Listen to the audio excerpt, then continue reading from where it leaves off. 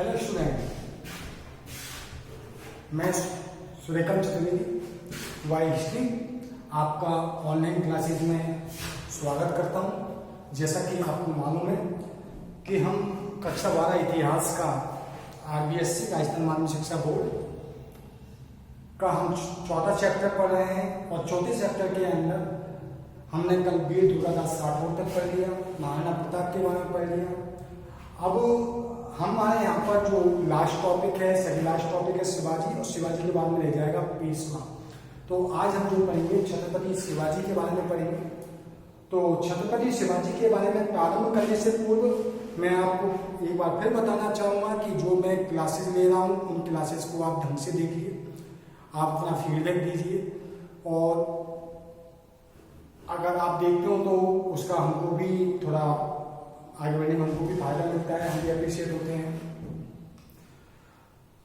बच्चों, इन क्लासों से आपको फायदा भी मिलेगा। टोटल ऑफ 7 चैप्टर हैं आपके, और 7 चैप्टर के अंदर से हम लोग जो चौथा चैप्टर ले रहे हैं, और चौथा भी चैप्टर है वो भी आपका 2 वीडियो के अंदर चौथा चैप्टर कंप्लीट हो जाएगा। तो इस चैप्टर के ऊपर थोड़ा सा ध्यान दीजिए और आगे थोड़ा पढ़ने का प्रयास कीजिए। हमारे यहाँ आज का जो टॉपिक चल रहा है वो चल रहा है छत्रपति शिवाजी।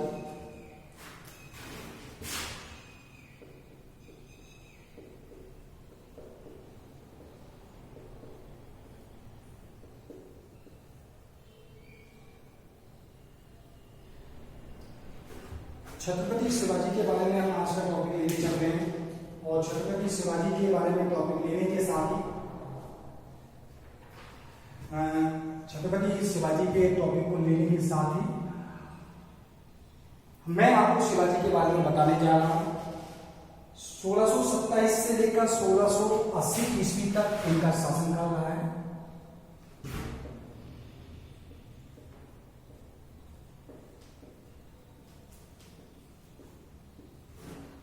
सोलह 27 ईस्वी से लेकर 1680 तक इनका शिवाजी का शासनकाल रहा है। तो आज हम जिस टॉपिक को पढ़ रहे हैं उसका नाम है छत्रपति शिवाजी। छत्रपति शिवाजी के बारे में हम पढ़ रहे हैं। तो बालकों, इस टॉपिक के बारे में पढ़ने से पूर्व मैं आपको बताना चाहूंगा कि हम यहाँ टॉपिक को पढ़ें, उससे पूर्व मैं आपको बताना चाहूंगा शिवाजी मराठा सरदार में शाहजी भोसले और शाहजी भोसले और जीजाबाई की संतान थे। इनके पिता का नाम शाहजी भोसले था।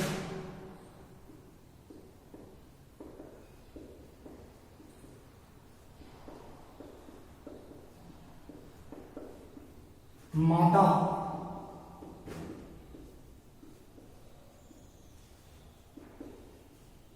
जीजाबाई, शाहजी भोसले और माता जीजाबाई की संतान थे। शाहजी भोसले और माता जीजाबाई की संतान थे। उनका जन्म 20 अप्रैल 1627 ईस्वी को, शिवाजी का जो जन्म है 20 अप्रैल 1627 ईस्वी को महाराष्ट्र के पूना के समीप सिमनेर की पहाड़ी किले में हुआ था। पूना महाराष्ट्र के सिमनेर की पहाड़ी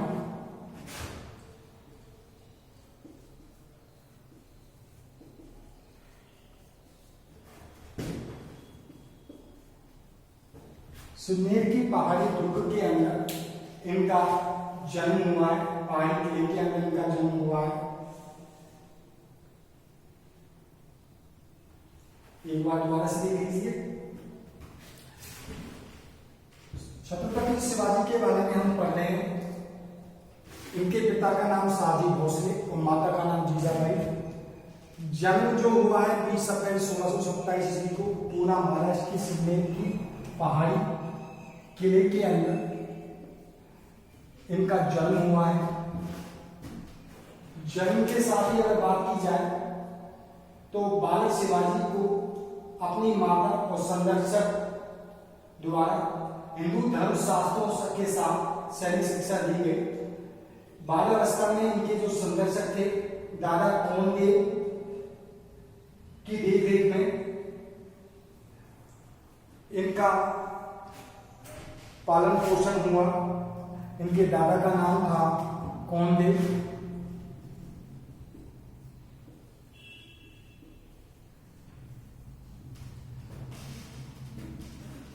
दादा का नाम जो था वो कोंडदेव था की देखरेख में, और माता जीजाबाई की गोद के अंदर इनका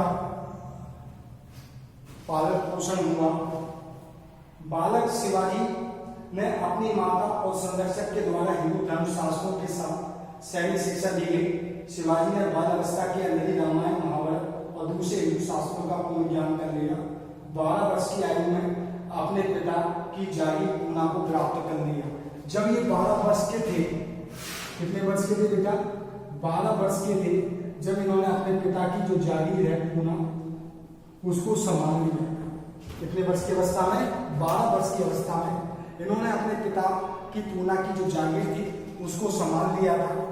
20 अप्रैल 1627 को इनका जन्म हुआ है। हम जो टॉपिक पढ़ रहे हैं छत्रपति शिवाजी के बारे में पढ़ रहे हैं। पिता का नाम साजी भोसले, माता का नाम जीजाबाई, संरक्षक जो थे इसके कोंडदेव इनके दादाजी थे।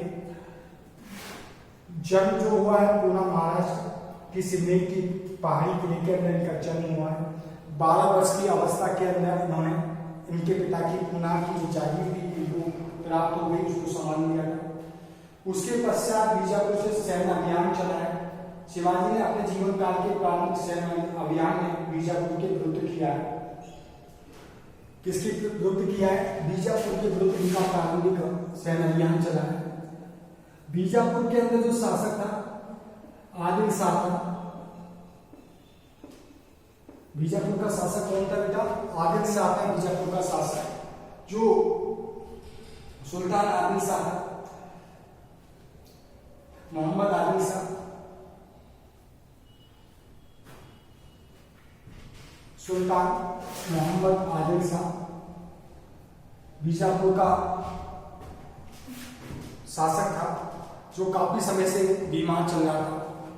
बीमारी की अवस्था के अंदर शासन व्यवस्था राज्य की अस्त व्यस्त हो गई। 1646 के अंदर शिवाजी ने बीजापुर के तोरण नामक पहाड़ी किले पर क्या कर लिया? अधिकार कर लिया। 1646 में शिवाजी ने बीजापुर के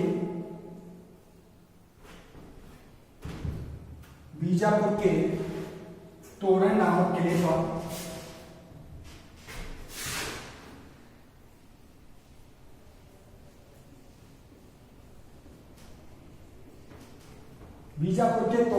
किले पर शिवाजी के द्वारा अधिकार कर लिया गया है, और इस किले से उनको 2 लाख ऊंट खजाना प्राप्त हुआ। कितना प्राप्त हुआ? 2 लाख ऊंट खजाना प्राप्त हुआ। 12 वर्ष की आयु में ये पूना की इनको जागीर प्राप्त हो गई। इसके पश्चात बीजापुर की स्थिति का फायदा उठाते हुए वहां मोहम्मद आदिल शाह, सुल्तान मोहम्मद आदिल शाह बीमारी से ग्रस्त थे। शासन व्यवस्था सही नहीं चल रही थी। तो 1646 में शिवाजी ने क्या किया? बीजापुर का जो तोरण का जो दुर्ग था इस पर क्या कर लिया? अधिकार कर लिया, और यहां से 2 लाख उनको खजाना प्राप्त हुआ। शिवाजी ने इस ढंग से अपनी सेना का क्या किया है? विस्तार किया। जो यहां से 2 लाख उनको प्राप्त हुए हैं, कहां से? यहां से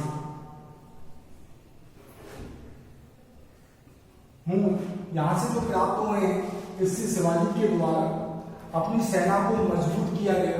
उनको एक धन प्राप्त हुआ, जिसके कारण उन्होंने सेना का विस्तार किया। तोरण के किले से 5 मील पूर्व मरुंगढ़ के विक्षिप्त दुर्ग को एक नया रूप देकर उसका नाम राजगढ़ कर दिया। शिवाजी के द्वारा बीजापुर के प्रमुख मंत्रियों को घूस देकर अपनी तरफ मिला लेने तथा उसकी कमजोर स्थिति के कारण बीजापुर के सुल्तान शिवाजी के विरुद्ध इस समय हुई कार्रवाई को इस समय कोई कार्रवाई नहीं कर सका, क्योंकि शिवाजी ने क्या किया था, वहां के जो लोग थे उनको अपनी ओर मिला लिया था। कमजोर स्थिति थी शासन व्यवस्था की, शासक की भी स्थिति कमजोर थी।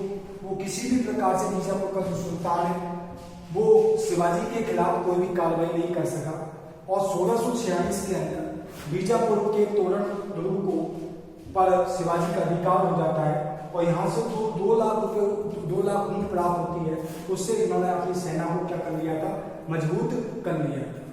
तो बात को शिवाजी का जो ये अभियान चल रहा है 1646 के अंदर शिवाजी ने इस तोरण के दुर्ग पर अधिकार करने के पश्चात उनके अंदर और आगे बढ़ने की ललक जागी और उन्होंने शिवाजी ने अपनी बढ़ती हुई शक्ति से सुल्तान आदिल शाह भी भयभीत हो गया। कौन हो गया? सुल्तान जो आदिल शाह है वो भी क्या हो गया, भयभीत हो गया। और यहाँ तक कि बीजापुर को कोई भी सेनापति शिवाजी के विरुद्ध अभियान करने को तैयार नहीं था। जो इतने प्रतिभा संपन्न थे ये शिवाजी, इन शिवाजी के बारे में आपको मैं बताऊंगा आगे चलकर। जब हमारा देश स्वतंत्रता संग्राम लड़ रहा था उस समय भी शिवाजी के नाम से त्योहार भी चालू किए गए, जिससे लोगों में प्रेरणा के स्रोत के रूप में शिवाजी समाहित हैं।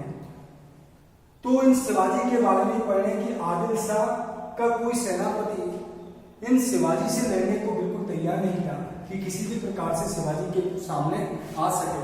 और इनकी स्थिति को देखते हुए अफजल खान अंत में अफजल खान नामक एक सेनापति ने यह कहते हुए बीड़ा उठाया, मैं अपने घोड़े से उतरे बिना शिवाजी को बंदी बनाकर ले आऊंगा। ठीक है, अब यहाँ पर देखिए अफजल खान है, वो ये कहता है, क्या नाम है बेटा? अफजल खान। वो कहता है कि मैं अपने घोड़े से उतरे बिना शिवाजी को बंदी बनाकर ले आऊंगा। और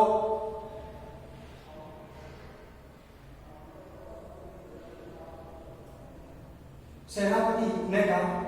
उसके पश्चात 1659 को अफजल खान ने एक बड़ी फौज लेकर शिवाजी के विरुद्ध रवाना हुआ।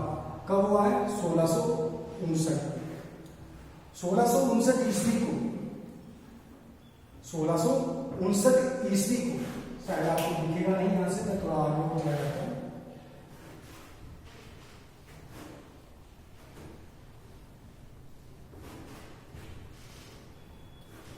इधर लास्ट में अफजल खान है।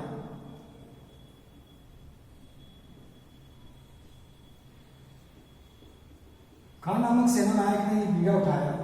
अंत में 1659 ईस्वी को वह शिवाजी के विरुद्ध एक सेना को लेकर लंबी से एक बड़ी सेना को लेकर शिवाजी की तरफ निकला और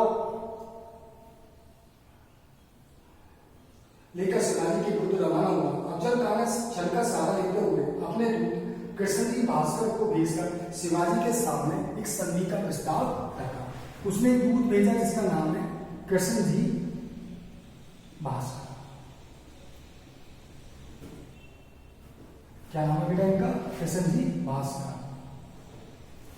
कृष्णजी भास्कर नामक दूत को शिवाजी के पास में भेजा जाता है। कृष्णजी भास्कर नामक शिवाजी को दूत को शिवाजी के पास भेजा जाता है और शिवाजी के सामने ये अफजल खान छल कपट का सहारा लेते हुए कृष्णजी भास्कर को भेजकर संधि का प्रस्ताव रखते हैं। किसका प्रस्ताव रखते हैं? संधि का प्रस्ताव रखते हैं। प्रस्ताव रखा। शिवाजी अफजल खान के छिपे हुए मंतव्य को समझ जाते हैं। शिवाजी जो है अफजल खान के मन में क्या चल रहा है उसको वह समझ जाते हैं और समझने के फलस्वरूप में आगे चलकर बेटा क्या होता है कि जब वो समझ जाते हैं तो वे सावधानी के साथ वार्ता के लिए स्वीकृति दे देते हैं। बड़ी सावधानी से सोच समझकर वो वार्ता के लिए तैयार हो जाते हैं, क्योंकि शिवाजी को मालूम था कि अफजल खान के द्वारा कोई ना कोई चाल तो चली जाएगी। इसलिए उन्होंने निश्चित एक दिन शिवाजी वस्त्रों के नीचे कवच और लोहे की टोपी पहनकर अफजल खान से मिलने चले जाते। लोहे की टोपी पहन लेते, वस्त्रों को पहन लेते, लोहे कपड़ों को नीचे लोहे की कवच को पहन लेते हैं और वो अफजल खान से मिलने के लिए चले जाते हैं। जब अफजल खान से मिलने के लिए चले जाते हैं तो बाएं हाथ में बाण और सीधी बाह में रिजवान नामक एक तेज कटार छुपाकर अपने साथ में मुलाकात करने के लिए चले जाते हैं। मुलाकात के दौरान जब अफजल खां शिवाजी को गले लगाता और गले को खींचने का प्रयास करता है, तो जो शिवाजी के दिमाग में जो आशंका था कि अफजल खां उनके प्रति जो चाल चल रहा है, उनको पहले ही मालूम था कि अफजल खां उनके प्रति कोई ना कोई षड्यंत्र रच रहा है। तो ये चीज उस समय वह उसकी गर्दन को दबोच कर तलवार से, जैसे अफजल खां शिवाजी की गर्दन को दबोच कर तलवार से वध करने का प्रयास करता है। किस क्या करने का प्रयास करता है बेटा? वध करने का प्रयास करता है। तो इसी स्थिति के अंदर वह शिवाजी का कुछ नहीं बिगाड़ पाता, किंतु शिवाजी के बंधक का प्रयोग कर अफजल खां को मार डालता है। शिवाजी का को गले लगाता है, गर्दन को पकड़ लेता है और जिसे तलवार से उनके ऊपर हमले का करने का प्रयास करता है, लेकिन शिवाजी को कुछ नहीं बिगाड़ पाता। शिवाजी अपने बगनक का उपयोग करते हुए अफजल खां को क्या कर देते हैं? मार देते हैं। और मारने के बाद उसका मार देते हैं। मराठा सैनिक आपने जो बीजापुर की सेना और उसके बाद में जो जंगलों के अंदर जो मराठा सैनिक छुपे हुए होते हैं, वो सैनिक निकल कर आते हैं और बीजापुर की जो सेना है उसके ऊपर वह टूट पड़ते हैं, जिसके फलस्वरूप आक्रमण कर देते हैं और बीजापुर की सेना को खदेड़ देते हैं। इस घटना से शिवाजी की प्रतिभा है, प्रतिष्ठा है, वह अद्वितीय हो जाती है। यानी कि शिवाजी की जो प्रतिष्ठा है वो क्या हो जाती है बेटा? बढ़ जाती है। और जब शिवाजी की प्रतिभा बढ़ जाती है, प्रतिष्ठा बढ़ जाती है, तो फलस्वरूप में अफजल खां के बाद बीजापुर में शिवाजी के विरुद्ध अनेक अभियान भेजते हैं, लेकिन उन्हें सफलता प्राप्त नहीं। देखिए बेटा, यहाँ मैंने दो चीजें पढ़ाई। एक तो बीजापुर में 12 वर्ष की आयु में उनको पूना की जागीर प्राप्त हो गई।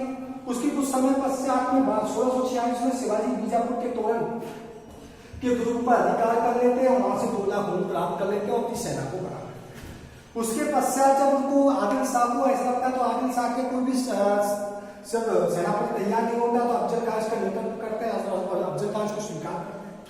1659 ईस्वी के अंदर इसके लिए वो सेना लेके चलते हैं। एक संधि दूत के लिए उन्होंने हसन जी भास्कर नामक व्यक्ति को भेजते। शिवाजी को इसकी चाल का पता चल जाता है। शिवाजी को मारने का प्रयास करते हैं, लेकिन शिवाजी तो बच जाते हैं, लेकिन अफजल खां मारा जाता है, क्योंकि शिवाजी को उनकी चाल का पहले ही मालूम रहता है। अब देखिए, यहाँ तो बीजापुर तक शिवाजी की क्या चल रही है? भिड़ंत चल रही है। शिवाजी लगातार बीजापुर से भिड़ते हुए चल रहे हैं, लेकिन यहाँ पर शिवाजी के से बीजापुर के बाद में अब शिवाजी का संबंध संपर्क कैसे होता है? लोगों से। अब शिवाजी की जो बढ़ता हुआ जो अधिकार है, बढ़ती हुई उनकी जो कीर्ति है, वो मुगल साम्राज्य को खटकती हुई जाती है, क्योंकि उस समय जो मुगल साम्राज्य जो शासन कर रहा था वो कौन कर रहा था? शिवाजी के औरंगजेब कर रहा था। तो औरंगजेब किसी भी प्रकार से शिवाजी के प्रभुत्व को बढ़ने नहीं देना चाहता। तो जब बढ़ने नहीं देना चाहता था और शिवाजी अपने राज्य का विस्तार करना चाहते हैं, तो फलस्वरूप में 2 शक्तियों में टकराव होना आवश्यक हो जाता है। तो यहीं पर मुगल और शिवाजी के बीच में क्या हुआ? टकराव होना स्वाभाविक हो गया।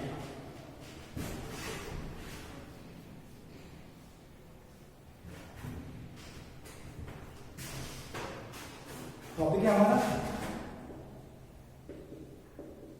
नेक्स्ट पॉइंट, शिवाजी और मुगल।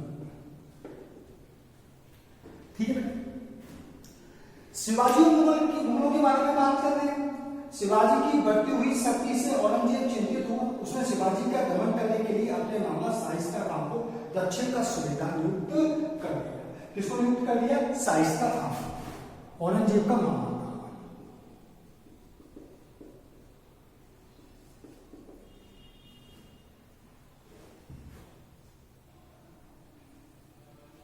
शाइस्ता खां औरंगजेब का कौन था? मामा था। इस शाइस्ता खां को दक्षिण का क्या कर दिया? सूबेदार नियुक्त कर दिया।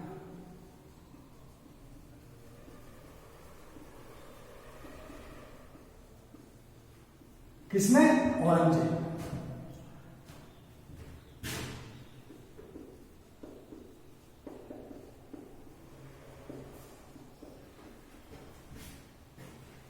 औरंगजेब था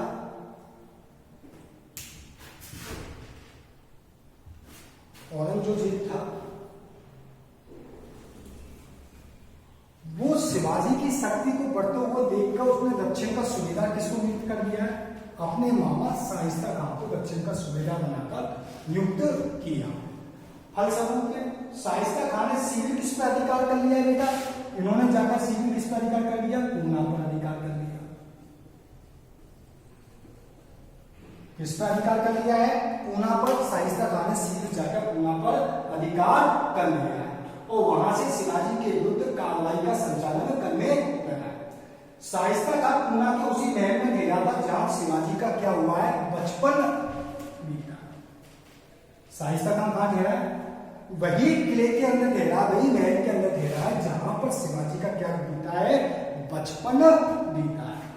फल सबूत में क्या होता है? शिवाजी ने 15 अप्रैल 1663 ईस्वी की संध्या को शिवाजी 400 सैनिकों के साथ में कहां पहुंचते हैं? पूना गए। कितने सैनिकों के साथ में? 400 सैनिकों के साथ।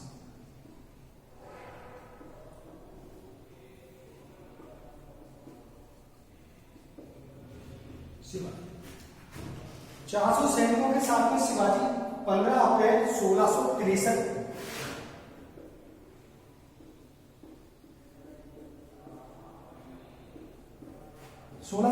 ईस्वी को 400 सैनिकों के साथ में पूना पहुंचते हैं। जब शाइस्ता खान के निवास स्थान के पास पहुंचे तो कुछ मुगल सैनिकों के द्वारा उनको टोका गया। तो उन्होंने कहा कि हम तो मुगल सेना के सैनिक हैं, इसलिए और उनको जाने दिया। परिणाम स्वरूप क्या हुआ? आगे ये हुआ कि शिवाजी ने उन्हें असावधान कर दिया। उसके पश्चात वे अपने अपने स्थान पर जाने लगे। आधी रात्रि को शिवाजी ने अपने सैनिकों के साथ शाइस्ता खान के डेरे पर मारकाट आरंभ कर दी और शाइस्ता खान की एक उंगली कट गई और वह रात्रि का अंधेरा उठाकर भागने में क्या हुआ? सफल। आधी रात्रि को शिवाजी ने अपने सैनिकों के साथ में क्या कर दिया? डेरे पर आक्रमण कर दिया और मारकाट चालू कर दिया। फलस्वरूप में बेटा क्या हुआ? भगदड़ मच गई। तो जो शाइस्ता खान थे उनकी उंगली कट गई और वे अंधेरे का लाभ उठाकर वो वहां से निकल गए। इस स्थिति के अंदर अगर देखा जाए तो औरंगजेब ने इस अभियान की जब जानकारी मिली तो उनको काफी क्रोध आया और उसने शाइस्ता खान की असफलता का दंड देने के लिए शाइस्ता खान को कहां भेज दिया? बंगाल भेज दिया। औरंगजेब को क्रोध आया किसके लिए? शाइस्ता खान की इस असफलता के लिए। जब शाइस्ता खान की इस असफलता के लिए औरंगजेब को जब क्रोध आया तो फलस्वरूप में आगे क्या हुआ? शाइस्ता खान को कहां भेज दिया? औरंगजेब ने बंगाल भेज दिया। उनको दंड स्वरूप बंगाल भेज दिया। शाइस्ता खान के बाद औरंगजेब ने शिवाजी का दमन करने के लिए शहजादा मुर्जम और मारवाड़ के जसवंत सिंह को वहां भेजा, किंतु वे भी उद्देश्य में सफल नहीं हुए। शहजादा मुर्जम को भेजा और मारवाड़ के जसवंत सिंह दोनों को भेजा, लेकिन दोनों को अपनी योजना के अंदर शिवाजी को घेरने की योजना में, दमन करने की योजना में असफल है। इससे शिवाजी का हौसला बढ़ता हुआ गया। वह निर्भय होकर मुगल प्रदेशों को लूटना शिवाजी ने प्रारंभ रखा। उन्होंने कहीं रुके नहीं, उन्होंने तो निर्भय होकर मुगल प्रदेशों को लूटने की जो प्रक्रिया थी उन्होंने उसको जारी रखा। और इसी के अंतर्गत जनवरी 1664 में उन्होंने सूरत के सरहद शहर को देखिए, जनवरी 1664 शिवाजी ने किसको लूटा? सूरत को लूटा, जो कि काफी समृद्ध शहर था। जनवरी 1664 में शिवाजी के द्वारा इसको लूट लिया गया। इस लूट से शिवाजी को 1 करोड़ रुपए के आभूषण, रत्न आदि हाथ लगे। जब औरंगजेब ने आमेर के कुशल कूटनीतिक मिर्जा जयसिंह के साथ सेना नायक दिलेर खान और ताज खान को भेजा और मिर्जा जयसिंह से कहा कि हम उसे व्रत में, और मिर्जा जयसिंह ने कहा था कि हम उसे व्रत के घेरे की तरह बांध लेंगे। अब आगे चलते देखिए, औरंगजेब को सफलता नहीं मिली तो आगे चलकर उन्होंने क्या किया, आमेर की मिर्जा जयसिंह को, जो एक महान कूटनीतिज्ञ हैं, आमेर के मिर्जा जयसिंह, उनको वहां पर शिवाजी के लिए भेजा कि आप जाके शिवाजी का दमन करके आइए। इनकी जो शिवाजी का जो लगातार दबाव बढ़ता हुआ जा रहा है उसको समाप्त करके आइए, उनको आप यहाँ पकड़कर लेके आए। ऐसी स्थिति में फलस्वरूप में यहाँ पर एक कूटनीतिज्ञ जयसिंह ने शिवाजी के विरोधियों को ही नहीं अपितु प्रलोभन देकर मराठों को भी अपने पक्ष में कर दिया। जो आमेर के जो शासक है मिर्जा राजा जयसिंह, उन्होंने अपनी कूटनीति का प्रयोग किया और कूटनीति का प्रयोग करते हुए उन्होंने मराठे जो थे और उनको अपनी तरफ को प्रलोभन देकर मिला लिया और मराठा राज और विरोधियों को मिला दिया, मराठों को अपने पक्ष में कर लिया। मराठा राज का आक्रमण करते हुए शिवाजी को पुरंदर के किले के अंदर क्या कर लिया, मिर्जा राजा जयसिंह।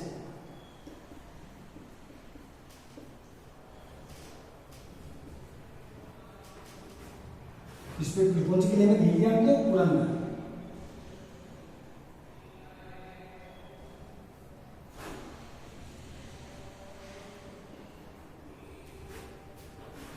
कौन से किले में घेर लिया, पुरंदर के किले के अंदर घेर लिया।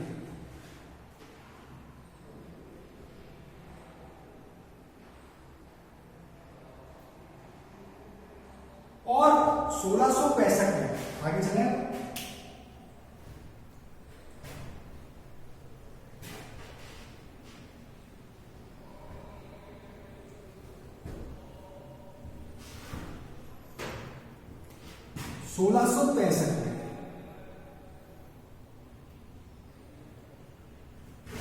उनके साथ में एक संधि की गई जिसको नाम था पुरंदर की संधि।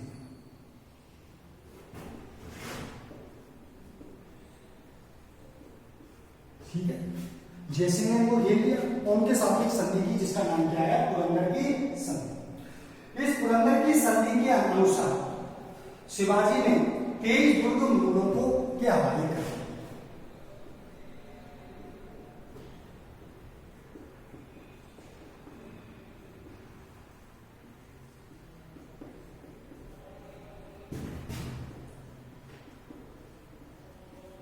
किसने कर दिए, शिवाजी। इस पुरंदर की संधि के अनुसार शिवाजी ने 23 जो दुर्ग है वो मुगलों के हवाले कर दिए। ठीक है, और आवश्यकता पड़ने पर बीजापुर के विरुद्ध मुगलों की सहायता करने का आश्वासन दे दिया कि आवश्यकता पड़ने पर आपको बीजापुर के विरुद्ध किसकी सहायता करनी पड़ेगी, मुगलों की क्या करनी पड़ेगी, सहायता करनी पड़ेगी।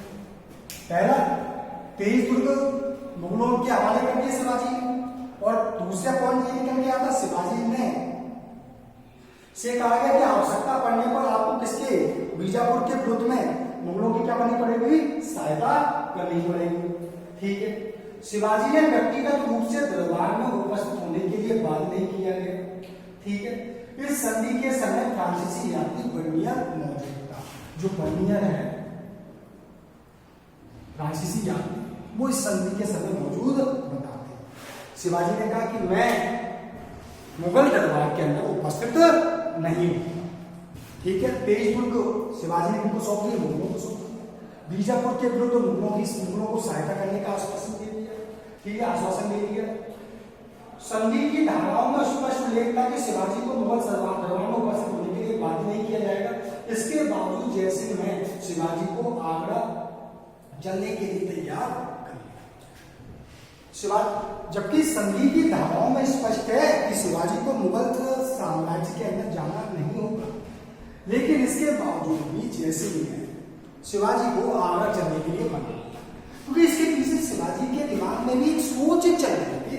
शिवाजी उत्तरी भारत के अंदर की स्थिति को भांपना चाहते थे कि उत्तरी भारत की क्या स्थिति है, उसको वह शिवाजी जानना चाहते थे कि उत्तरी भारत की स्थिति किस तरीके की है। लेकिन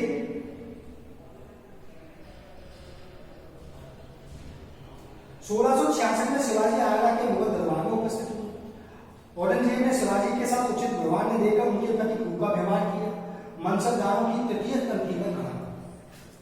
औरंगजेब ने उनके प्रति उचित व्यवहार नहीं किया और मनसबदारों की तीसरी जो पंक्ति थी उसके अंदर वो क्या कर दिया, खड़ा कर दिया।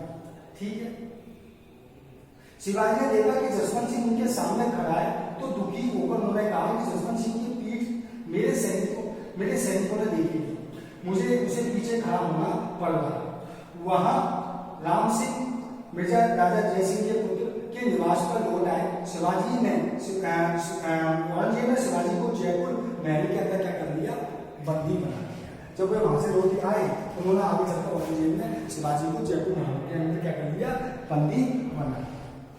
बंदी बनाने के फलस्वरूप में, बंदी बनाने के लिए तो हम मुगलों के चुंगल से उनको निकालना था, तो शिवाजी ने अपना धैर्य नहीं खोया और मुगलों से चुंगल से निकलने के लिए उन्होंने कोई ना कोई योजना बनाना प्रारंभ किया।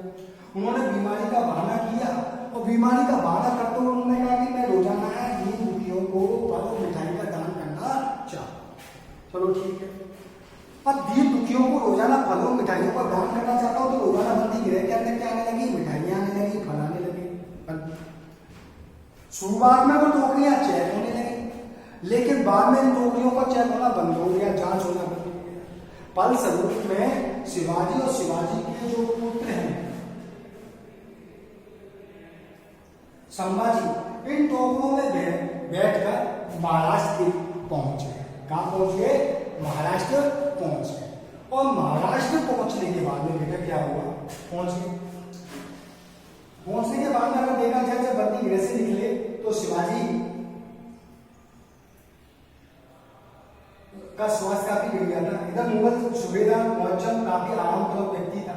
जसवंत सिंह शिवाजी के प्रति सहानुभूति रखते थे और दोनों पक्ष युद्ध विराम के पक्ष में 1667 में जसवंत सिंह की मध्यस्थता से मुगल और मराठों के बीच में एक संधि हो गई। किसके बीच में हो गई, मुगल और मराठों के बीच में, जिसके अंतर्गत औरंगजेब ने शिवाजी को स्वतंत्र शासक के रूप में क्या दे दी, राजा के रूप में स्वीकार किया। आगे चलकर देखिए दोनों के बीच में एक संधि हुई। संधि के फलस्वरूप में 1667 में जसवंत सिंह और जो शिवाजी को काफी लगाव रखते थे उनकी मध्यस्थता से शिवाजी और औरंगजेब के बीच में संधि हुई। संधि के अंतर्गत औरंगजेब ने शिवाजी को एक स्वतंत्र शासक के रूप में स्वीकार कर लिया कि शिवाजी को स्वतंत्र शासक के रूप में स्वीकार किया जाता है और उन्हें राजा की मान्यता दी। औरंगजेब ने शिवाजी के विरुद्ध चाल चलने में भाग नहीं आया और 1670 में शिवाजी ने सूरत को पुनः लूटा और अपने खोए हुए अधिकार प्राप्त करे। फिर 1664 में फिर एक बार 1670 के अंदर शिवाजी के द्वारा पुनः लूटा गया सूरत। किसको लूटा गया, सूरत को पुनः लूटा गया। लेकिन उसके फलस्वरूप में राज्याभिषेक की बात करते हैं शिवाजी के, तो राज्याभिषेक के बारे में बात करें।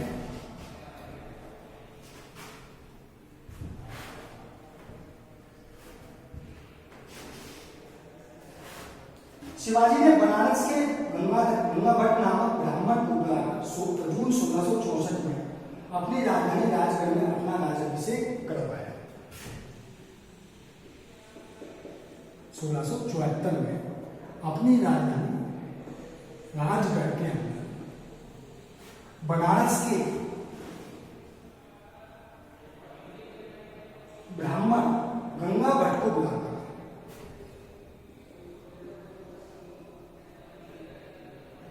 से अपना क्या करवाया है, राज्याभिषेक करवाया।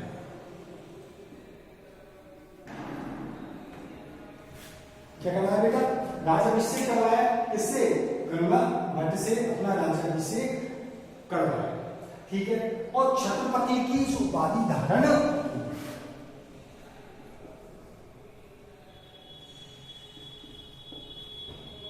किसकी उपाधि धारण की है, छत्रपति की उपाधि धारण।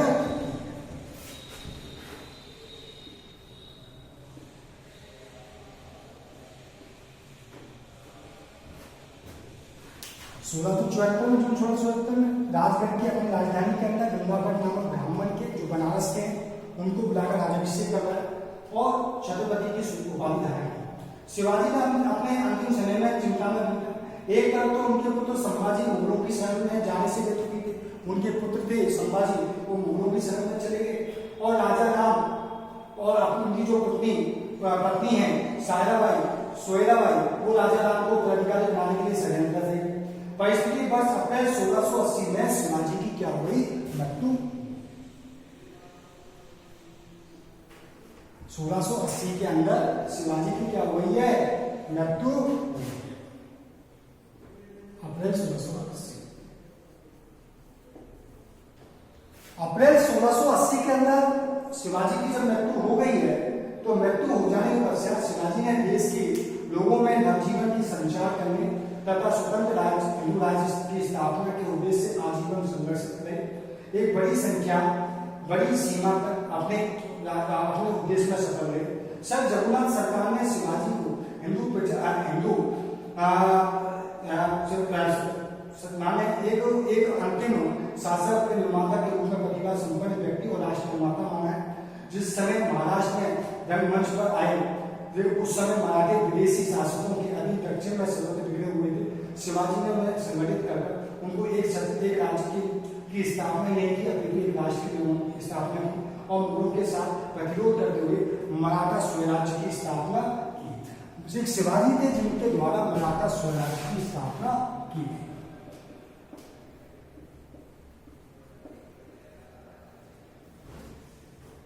किसकी स्थापना की गई? मराठा स्वराज्य की स्थापना की गई। शिवाजी की धार्मिक नीति के बारे में तो बताएं तो आपको मैं बताना चाहूंगा। विद्यमान ब्राह्मणों को वह प्रोत्साहन देते थे, पृथक तलाशी की थी, पृथक तलाशी व्यवस्था थी।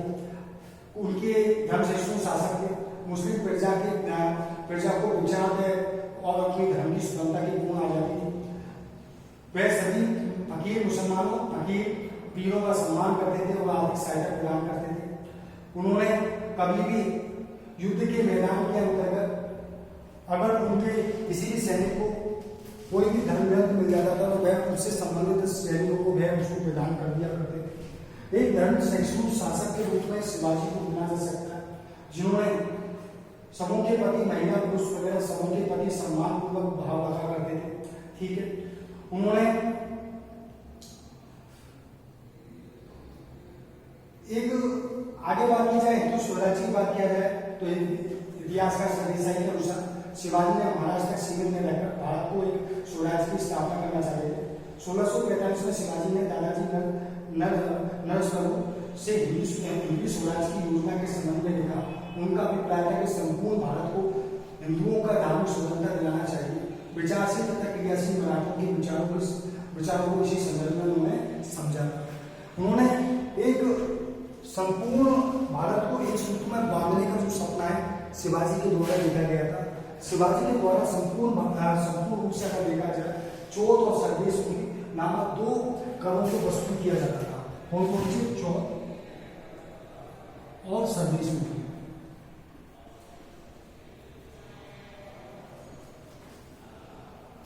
यानी चौथ और सरदेश मुखी नामक कर वसूल किए जाते थे। दो प्रकार के करों को वसूल करते थे, करों की वसूली की जाती जिससे भारत में राज्य का विस्तार के साधन थे। शिवाजी ने आगरा जाने का उद्देश्य यह था कि वह आगरा पहुंचकर उत्तरी भारत की स्थिति को वह देखना चाहते थे कि उत्तरी भारत की क्या स्थिति है उसको वह समझना चाहते थे। इसलिए शिवाजी ने आगरा जाने का उद्देश्य था उनका। ठीक है, और वो मुगल साम्राज्य के पंजे से मुक्त होकर भी आ गए। मुगलों के द्वारा से युद्ध करते हुए शिवाजी ने राजपूत राजाओं से संघर्ष के स्थान पर मेल जोड़ की नीति को अपनाया। उन्होंने राजपूत शासकों के साथ में मेल जोड़ की नीति को अपनाया। मुगल साम्राज्य के पंजे में फंसने के बाद में भी वह आगरा जाने के बाद भी वहां से भी निकलकर वह आराम से निकल कर आए। आगे से देखा जाए तो भारतीय राष्ट्रीय आंदोलन के दौरान सेनानियों ने भारत के गौरवमयी अतीत की महिमा मंडल में आम जनता में देशभक्ति का भाव जगाने के प्रतीक चिन्हों के रूप में प्रयोग किया। उनमें मराठा जननायक शिवाजी की स्मृति में लोकमान्य बाल गंगाधर द्वारा 1895 में प्रारंभ किया गया शिवाजी उत्सव। कौन सा? शिवाजी उत्सव 1895 में लोकमान्य बाल गंगाधर तिलक में इस स्वतंत्रता संग्राम के अंतर्गत शिवाजी जो हमारा जननायक है, शिवाजी का उत्सव मनाने के लिए काफी प्रसिद्ध रहा है, जो कि एक राष्ट्र चेतना के प्रतीक थे, एक जननायक थे शिवाजी। उनके बारे में बेटा कल आज हमारा टॉपिक यहीं पे कंप्लीट होता है। कल हम जो नया टॉपिक पढ़ेंगे वो पढ़ेंगे पेशवा, जो इस चैप्टर का लास्ट टॉपिक है। आज हमने शिवाजी के बारे में पढ़ा। शिवाजी एक महान व्यक्ति थे, महान व्यक्तित्व के धनी थे। शिरोमणि छत्रपति शिवाजी महान व्यक्ति थे, जो हमारे राष्ट्रीय स्वतंत्रता संग्राम के अंदर हमारे जननायक थे, हमारी आस्था के प्रतीक थे, जिन्होंने पूरे देश को एक छत्र के अंदर बांधने का प्रयास किया था, एक साथ बांधने का प्रयास किया था। एक वो महान व्यक्ति थे जिनके बारे में हमने पढ़ा। बेटा मुझे आशा है कि ये टॉपिक आपके समझ में आया होगा। और ये जो टॉपिक है बेटा सोच के रूप में आपकी राजस्थान माध्यमिक शिक्षा बोर्ड की जो पुस्तक है उसको लिया गया है और उसको आधार पर ही आपको पढ़ाया गया है। ठीक है बेटा, बुक के साथ पढ़ने का प्रयास कीजिए, आपको काफ़ी फायदा मिलेगा। आज के लिए बस इतना ही। कल एक नई वीडियो के साथ में फिर आपके पास में आपकी ऑनलाइन क्लास में मैं फिर आपके सामने उपस्थित